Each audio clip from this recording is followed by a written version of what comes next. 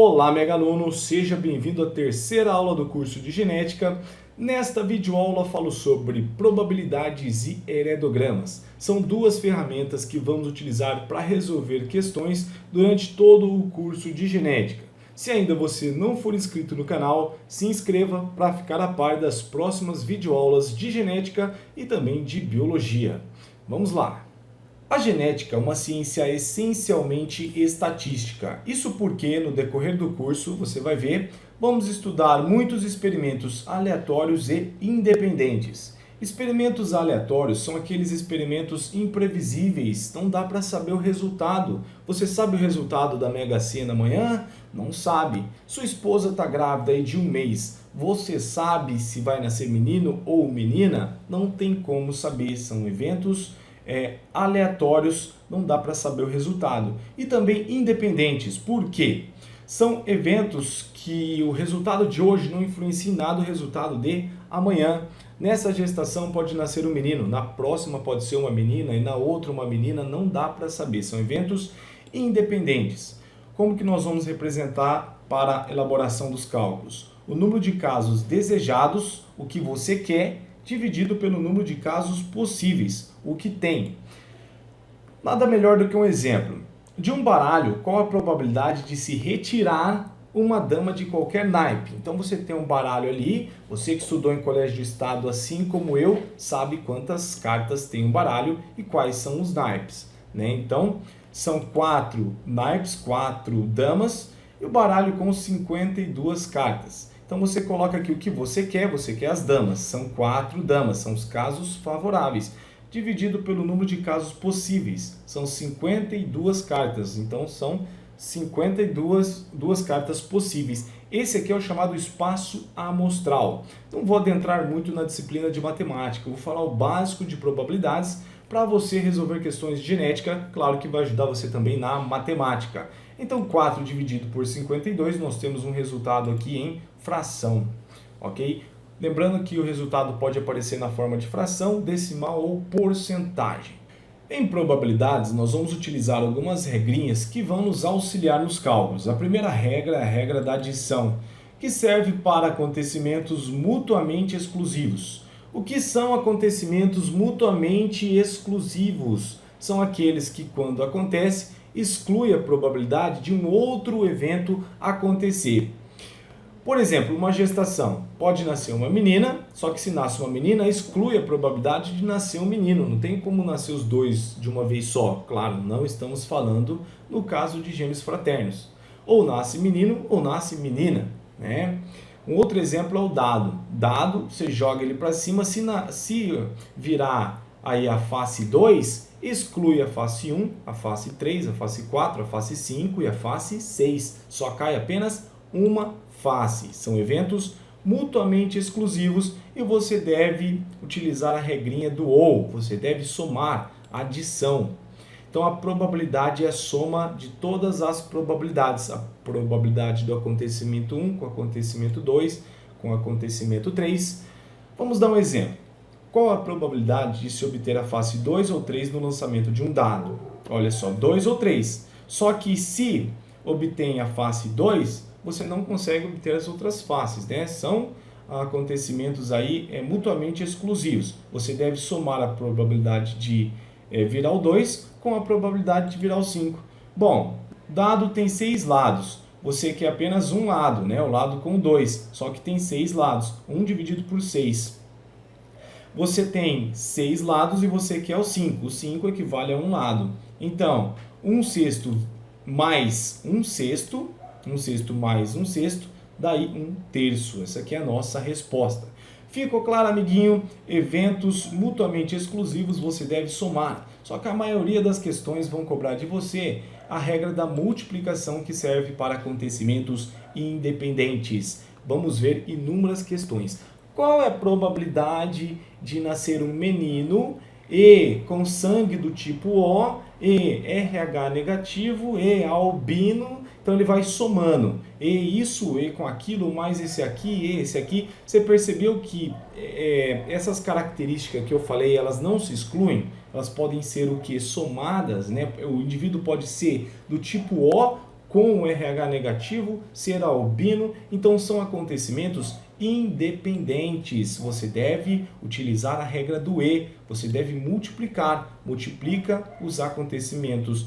Multiplica, por exemplo, o indivíduo, a probabilidade dele ser do tipo O, com a probabilidade de ser RH negativo, com a probabilidade de ser albino, com a probabilidade de ter uma doença. Então você deve somar as probabilidades. Exemplo, sabendo-se que o albinismo é recessivo em relação à pele normal, é uma herança recessiva. Qual a probabilidade de um casal de indivíduos normais, ambos heterozigotos, gerar duas crianças albinas? Então, o genótipo de um indivíduo de pele normal é azão ou azão-azinho. E se ele for albino, o genótipo é somente esse aqui, azinho-azinho. Então, do cruzamento aí de heterozigotos, pode nascer azão-azão, azão-azinho, azão-azinho, azinho-azinho. A probabilidade de ser azinho-azinho é de 1 em 4. Então, de cada 4, apenas 1 vai ser albino. Primeira criança, então, a probabilidade de que você quer é azinho-azinho e a segunda criança ser também azinho-azinho. Então, a primeira criança é 1/4 e como são eventos independentes, a probabilidade da segunda criança ser também albino também é 1/4. Então, multiplica 1/4 vezes 1/4 dá 1/16. Esses eventos são independentes e você deve utilizar a regra do E da multiplicação. Agora, tem outros casos que são muito mais complexos, que vamos utilizar a probabilidade complexa. Existem casos que as regras do OU e do E não abrangem. Esses casos particulares serão estudados durante a resolução de questões. Carinha, vamos praticar um pouquinho? Em um aconselhamento genético, a chance calculada pelo cientista de um casal portador, de uma doença recessiva, ter uma criança afetada é de... Vamos extrair algumas coisinhas aí desse enunciado. Doença recessiva é aquela que só se manifesta em homozigose. O afetado ele vai ser azinho-azinho. Nós vamos estudar a herança recessiva daqui a pouquinho nos heredogramas. E se o casal é portador, significa que eles têm um alelo mutante, né? Portadores de alguma doença possuem um alelo responsável pela doença, mas são normais fenotipicamente. Eles são normais, mas eles são portadores do alelo responsável pela doença. Então, do cruzamento aqui de dois portadores, pode nascer o azão-azinho, né? Azão-azinho e azinho-azinho. Probabilidade de ser azão-azão, 1 em 4. Probabilidade de ser azão-azinho, 2 em 4. Probabilidade de ser azinho-azinho, 1 em 4. Está aqui a nossa resposta. Esse indivíduo aqui ele vai ser o que? Afetado. Então, o gabarito D, 1/4. Muito facinho, né? Mas a gente vai pegando alguns conceitos aí fundamentais durante a resolução. Aqui tem mais um conceito importante nessa questão. A fração que representa a heterozigose no cruzamento entre monohíbridos do modelo mendeliano é... O que são esse cruzamento aí entre monohíbridos? Monohíbridos, pessoal, são heterozigotos. Se você não sabe disso, uma questãozinha muito simples, você não iria conseguir resolver. Monohíbridos são heterozigotos para uma determinada característica. Híbrido, mistura, né? Mono, uma só. Então, uma característica, mistura uma característica, heterozigoto para uma característica. Então, nós temos aí dois heterozigotos do cruzamento, aquele mesmo cruzamentinho clássico. Então, a fração que representa os heterozigotos é essa aqui, 2 em 4. 2 em 4. Nosso gabarito, alternativa A. Bom, pessoal, não vou resolver todas as questões de probabilidade para a aula não ficar muito longa, mas você pode ir lá no site Megaluno adquirir os slides de biologia, material tudo passo a passo. Você vai lá fazer o download desses slides. Todas as resoluções passo a passo, não tem como você não entender genética. Tema 2 desta aula, heredograma. Sinônimos, árvores genealógicas ou pedigrees. Para que serve um heredograma? Os heredogramas são amplamente utilizados em genética com a finalidade de acompanhar a evolução ou a história de determinado caráter, um caráter genético, né, numa família, ao longo de gerações. Para isso é utilizada uma série de símbolos pré-estabelecidos que devemos memorizar. Quadradinho, sexo masculino, bolinha, sexo feminino, losango, sexo indefinido, com o número dentro aqui, o número de filhos do sexo indicado. 3 filhos, 4 filhos da mulher. Preenchido significa que ele é afetado por uma característica, por uma doença em pauta. Semi-preenchido são heterozigotos por um caráter autossômico, ligadinho assim o casamento, compontilhado a casamento extramarital, pulou a cerca, o divórcio, o risquinho no meio. Acasalamento consanguíneo, às vezes aparece nas questões acasalamento consanguíneo, e vamos resolver uma questão sobre acasalamento consanguíneo porque tem um ponto importante aí para te falar. Gêmeos monozigóticos, olha só, e gêmeos dizigóticos, não estão ligados aqui na base. Memorizou os principais símbolos? Vamos entender agora os tipos de herança falando em heredogramas. Agora eu vou te ensinar passo a passo como que se resolve problemas envolvendo heredogramas. Está aqui o heredograma de uma família com as 3 gerações. Numerei aqui cada indivíduo, indivíduo 1, 2, 3, 4, 5, são 3 gerações. Olhando assim, eu já sei que se trata de uma herança recessiva. Por quê? Os pais são normais e o filho é afetado. Significa que os pais são heterozigotos e o filho é homozigoto recessivo. Herança autossômica, herança recessiva, a gente vai aprender daqui a pouquinho, mas já vai pegando o jeito aí.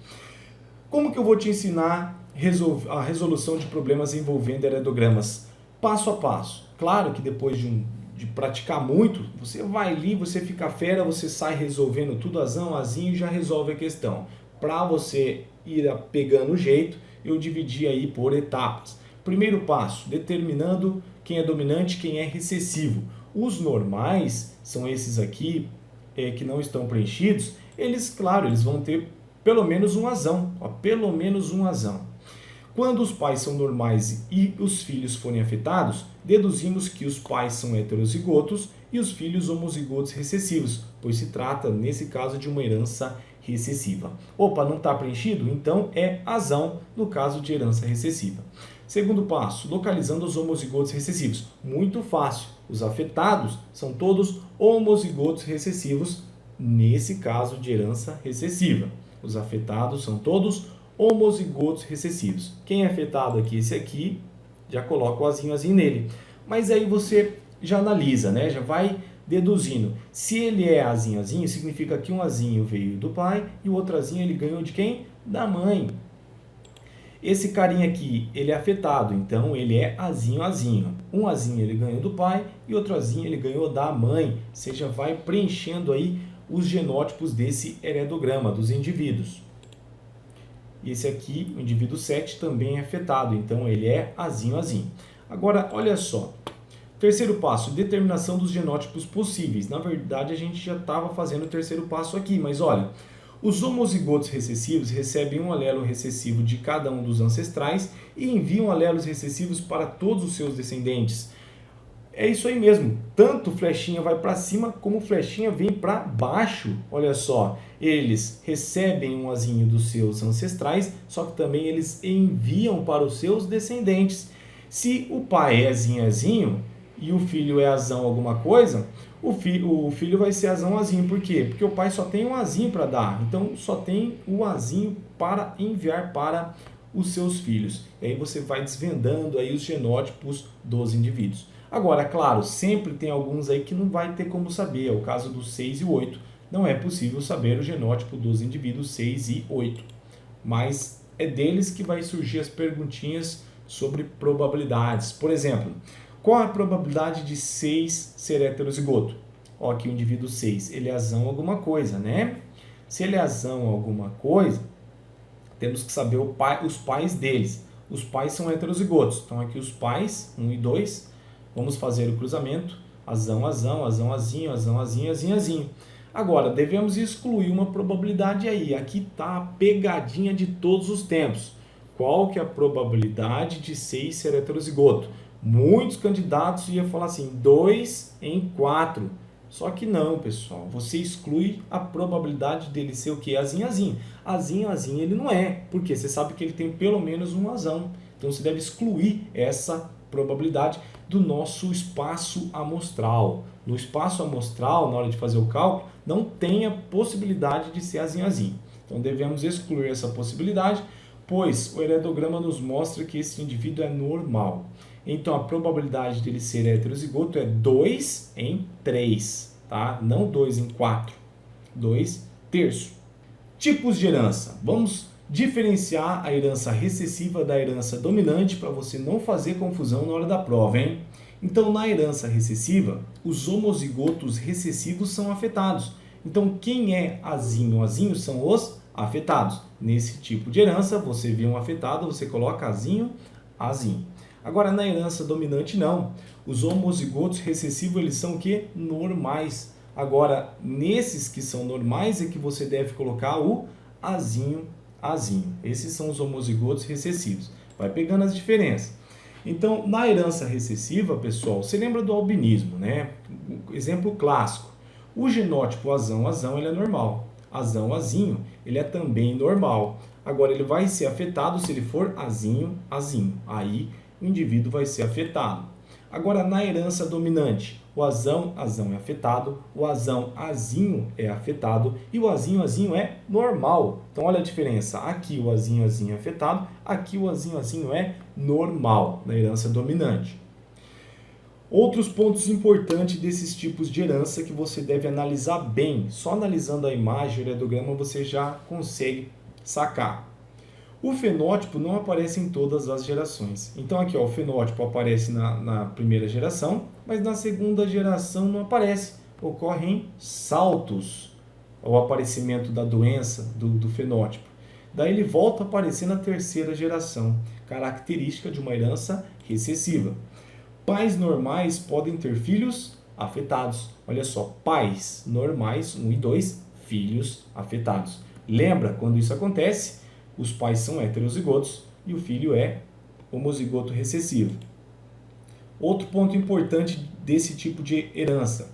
Se os dois progenitores manifestam a doença, todos os seus descendentes apresentam essa anomalia. Claro, se o pai é azinho, a mãe é azinho, o filho só pode ser azinho. Todos apresentam essa anomalia. Exemplo de doenças de herança recessiva: albinismo, anemia falciforme, fibrose cística, galactosemia e essa Tay-Sachs aqui. Eu não sei pronunciar essa doença. Herança dominante agora. Alguns pontos importantes. O fenótipo, a característica aparece em todas as gerações. Ó, na geração 1 tem aqui um pintadinho, geração 2 tem um pintadinho, geração 3 tem um pintadinho. Então você pode ver que ela não acontece aos saltos como na herança recessiva. Toda pessoa afetada tem um genitor afetado. Olha só, toda pessoa afetada tem pelo menos um genitor afetado. Você consegue analisar apenas olhando o heredograma. Só os afetados possuem filhos afetados. Ou seja, se você tiver pais normais, não tem como ter um filho afetado. Né? Só afetado pode ter filhos afetados. Exemplo, acondroplasia, um tipo de nanismo, retinoblastoma, doença de Huntington, polidactilia, sardinhas no rosto. São exemplos de herança dominante. Vamos resolver agora algumas questões? Na genealogia a seguir, os indivíduos assinalados com preto apresentam uma anomalia, enquanto os brancos são normais. Trata-se de uma herança autossômica clássica, sem variações de expressividade e penetrância. Bom, pessoal, olhando esse heredograma aqui, você observa o quê? Que essa é uma herança dominante. Por quê? Se fosse herança recessiva, os dois pais são afetados. Todos os filhos deveriam ser afetados. Isso não acontece. Então, uma herança o quê? Dominante. Herança dominante. Nessa herança, os normais são homozigotos recessivos. Então, os normais você já coloca lá azinho nos normais. Ao contrário da herança recessiva, né? E todos os pintadinhos têm pelo menos um azão. E claro, se o filho é azinho, um azinho veio do pai e outro azinho veio da mãe. Você já sabe o genótipo dos pais dos indivíduos 1, 2. Agora vamos às questões. Comentário. Todos os indivíduos afetados são heterozigotos? Bom, pessoal, esse aqui é afetado, só que eu não sei se ele é azão ou azinho, não dá para saber. Então, o indivíduo 6 é afetado e pode ser homozigoto azão. Aí entra no mundo das probabilidades. 1 é verdadeiro. Todos os indivíduos normais são homozigotos? Sim, todos os normais são homozigotos recessivos. Em uma herança dominante, os indivíduos normais são sempre homozigotos recessivos.